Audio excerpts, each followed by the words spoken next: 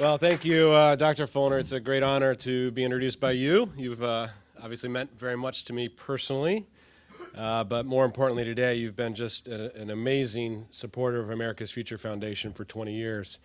I think it's no stretch to say you're the godfather of the organization. You've been there for us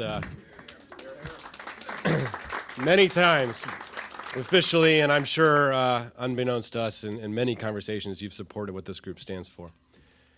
A few of us old-timers were talking before lunch about how gratifying it is to be here today with all of you.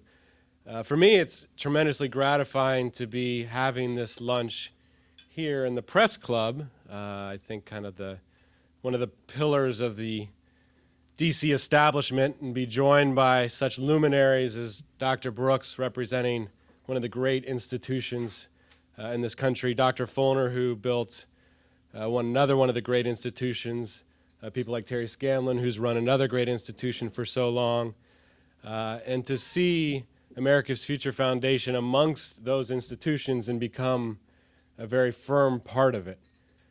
It seems not only gratifying, but in some ways natural. Many of you, I'm sure, who have come to DC more recently just kind of assume there should be an organization like America's Future Foundation. But that wasn't the case 20 years ago. In fact, it's somewhat ironic that we're sitting in the National Press Club amongst all these glorious institutions, because the very founding of the organization was anything but traditional. And Arthur was just talking about how it's important to take over the symbols of the left and use them, and that was one of the great ideas that the founders of AFF had. And so in 1995, when Bill Clinton was in his first term and MTV's Rock the Vote was in full swing, it took a lot of creativity and foresight and patience and hope and audacity, maybe even audacity of hope,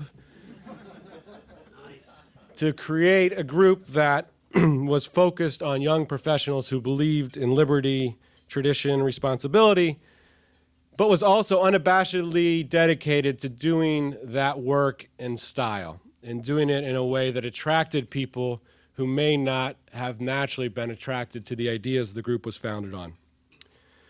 Unfortunately, we had 6 individuals who embodied all of those principles, who came together in a small apartment just off DuPont Circle that many of us in the years that followed came to think of as somewhat of a salon, where we'd gather and have good food, good wine, and good conversation. And those 6 individuals also had another characteristic that's very typical of those of us involved in AFF. They didn't have a clue what they were doing, which I think was very important, because they were able to pull off this very new, novel idea of creating an organization that, in great style and with flair, and without ignoring things like the arts and literature and culture, was able to pull together people from the libertarian groups and the conservative groups and offer them a leg up in Washington as they began their careers. So I'd like to ask the 6 founders who were so courageous in creating AFF to now stand. Adam Kaufman, if you wouldn't mind standing up.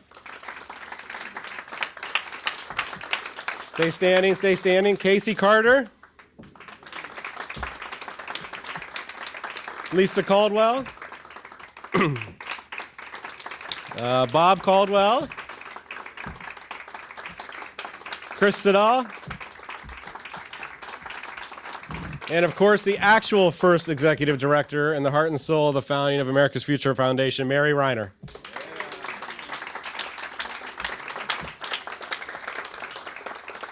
So to the 6 of you, on behalf of the thousands of us who got our start with AFF, those of us who wrote our first article with AFF, our first blog post, those of us who raised our first dollar with AFF, who got our first management experience with AFF, for those of us who set up our first chapter meetings through AFF, for those of us who, yes, got our first date through AFF or met our spouse, for those of us who gave our first speech at an AFF roundtable or met lasting friends at happy hour, who got our first job in DC through AFF, for those of us who met great colleagues, who made our first TV appearance, to those of us who learned and challenged our ideas over the past 20 years, For all of us who AFF has changed our lives for the better, we want to thank you. We raise our glasses for your foresight, your courage, in founding such a great organization. So thank you to the 6 of you. Hear, hear, and cheers. Hear, hear.